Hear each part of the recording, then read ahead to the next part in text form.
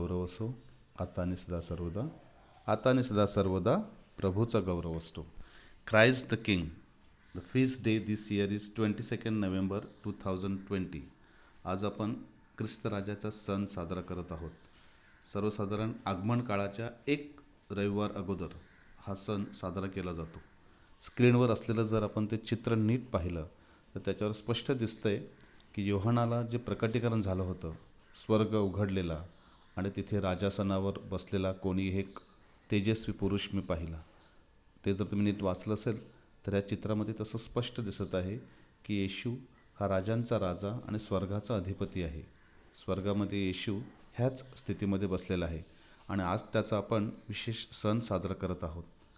The solemnity of our Lord Jesus Christ, King of the universe, formerly referred to as Christ the King, was established by Pope Pius XI in 1925. 1925 साली pope पायस 11 ह्यांनी ह्या सणाची सुरुवात केली आहे. येशू हा आधीपासूनच राजा आहे, राजांचा राजा आहे, परंतु ऑफिशियली ख्रिस्त सभेमध्ये 1925पासून पोप पायस 11 यांनी हा सण साजरा केला, जेणेकरून ख्रिस्ताची ओळख आपल्याला व्हावी. आज ख्रिस्त सभा ख्रिस्त राजाचा सण साजरा करीत आहे. देऊळ माता आपल्याला आठवण करून देत आहे की येशू ख्रिस्त हा फक्त विश्वाचा राजा नसून तो आपल्या हृदयाचा, आत्म्याचा, शरीराचा आणि कुटुंबाचा राजा आहे. त्याला आपण सर्वार्थाने शरण जाणार आहोत, त्याच्याकडे विशेष विनंती करणार आहोत. ह्या चित्रामध्ये जर आपण पाहिलं तर देवदूत त्याला राजांचा जो मुकुट आहे तो परिधान करत आहे. येशू केवळ राजांचा राजा नाही तर वैद्यांचा वैद्य आहे.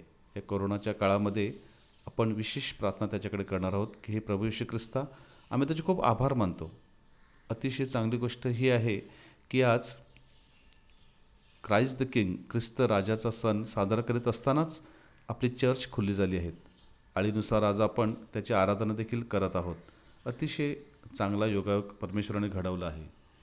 बायबलमधील हे एक छोटंसं वचन, याच्यावर आपण चिंतन करणार आहोत. अतिशय आश्वासक हे वचन आहे, आपण नीट ऐकूया. तुम्ही बरे होण्यासाठी आपले अपराध एकमेकाजवळ कबूल करा व एकमेकांसाठी प्रार्थना करा. नीतिमान माणसाची परिणामकारक प्रार्थना फार करू शकते. एलिया हा आपल्यासारख्या स्वभावाचा मनुष्य होता. त्याने पाऊस पडू नये म्हणून आपल्या प्रार्थनेत याचना केली व 3.5 वर्षाच्या काळात पृथ्वीवर पाऊस पडला नाही. मग त्याने पुन्हा प्रार्थना केल्यावर आकाशाने पाऊस दिला व पृथ्वीने आपले पीक उपजविले. ह्या वचनावर आपण चिंतन केलं. हे वचन जर नीट वाचलं तर येशू ख्रिस्ताने जे आपल्याला अभिवचन दिलं आहे, मागा म्हणजे मिळेल, त्याचा हा सार आहे. म्हणजे आपण जर खरोखर अंतःकरणापासून जर प्रार्थना केली तर परमेश्वर नक्कीच आपला ऐकतो. स्क्रीनवर आलेल्या 10 आज्ञा it's a milestone in the religion of Catholic. ह्या 10 आज्ञा परमेश्वराने, जो आदी आणि अंत आहे, त्या येशू ख्रिस्ताने मोशेला सिनाय पर्वतावर दिल्या होत्या. ह्या 10 आज्ञा म्हणजे आपल्या धर्माचं पूर्ण सार आहे. आपण खरंच या आज्ञा पाळतो का? खास करून जी पहिली आज्ञा आहे, एकच देवाला भज म्हणून मूर्तीपूजा करू नकोस. ह्या सर्व आज्ञेवर आपण थोडंसं चिंतन करूया. जो ह्या 10 आज्ञा पाळतो तो खरोखरच आदर्श ख्रिस्ती जीवन जगत आहे. आपण या आज्ञेवर थोडं चिंतन करूया आणि कळत नकळत ह्यातून आपला काही आज्ञाचा भंग झाला असेल तर परमेश्वराकडे मोठ्या मनाने क्षमा मागूया. देव त्यांच्याबरोबर राहील. तो त्यांच्या डोळ्यातील सर्व अश्रू पुसेल. यापुढे मरण राहणार नाही, दुःख नाही, आक्रोश नाही किंवा क्लेशही नाही.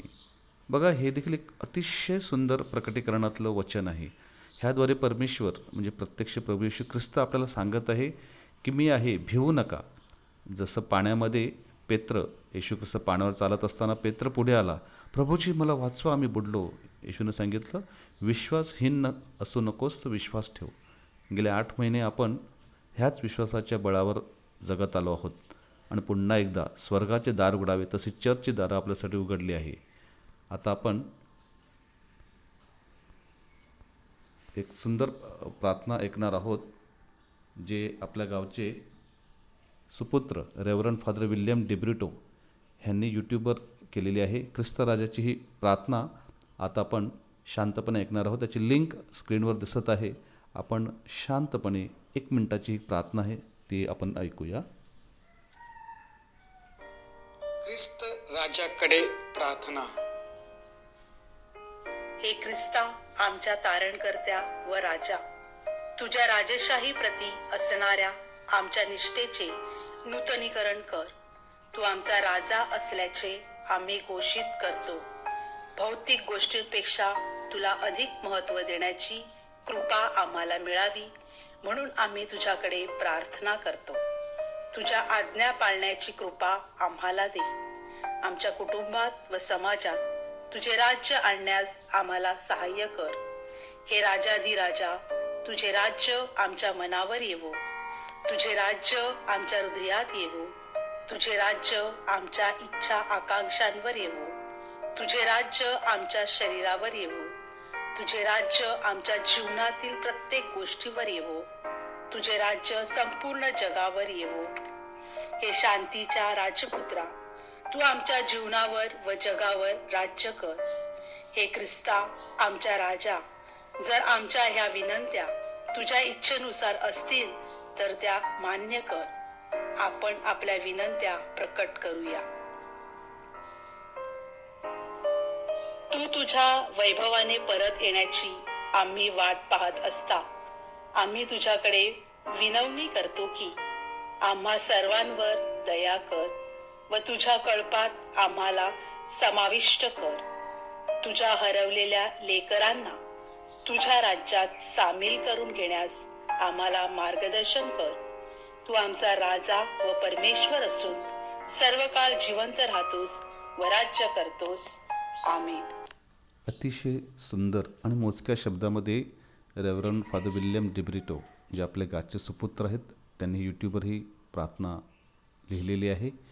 ह्याद्वारे आपण आज ख्रिस्त राजाला विनंती करूया की हा कोरोना ह्या जगातून, केवळ आपल्या गावातून नाही, देशातून नाही, ह्या जगातून समूळ नष्ट व्हावा आणि सर्व जनजीवन सुरळीत सुरू व्हावं म्हणून आपण त्याच्याकडे विशेष विनंती करणार आहोत. आपले आर्थिक, सामाजिक, आरोग्यदायीचे असे सर्व प्रॉब्लेम ख्रिस्त राजाने सॉल्व करावेत. शांतीचा खरा राजा आहे आणि लवकरच आपण ख्रिस्त जन्माची तयारी करणार आहोत. हे येशू, तुझ्या ख्रिसमसची तयारी आम्हाला करता यावी आणि आनंद घेता यावा म्हणून आज तुझ्याकडे विशेष विनंती करतो. आपण मनापासून, अंतःकरणापासून या राजांच्या राजाकडे विशेष विनंती करूया आणि ह्या ख्रिस्ताचा, या शांतीचा राजाचा आशीर्वाद आपल्या सर्वावर, आपल्या कुटुंबावर, आपल्या शेजाळावर, आपल्या देशावर सदोदित राहावा हीच मनोकामना पूर्ण करतो. धन्यवाद.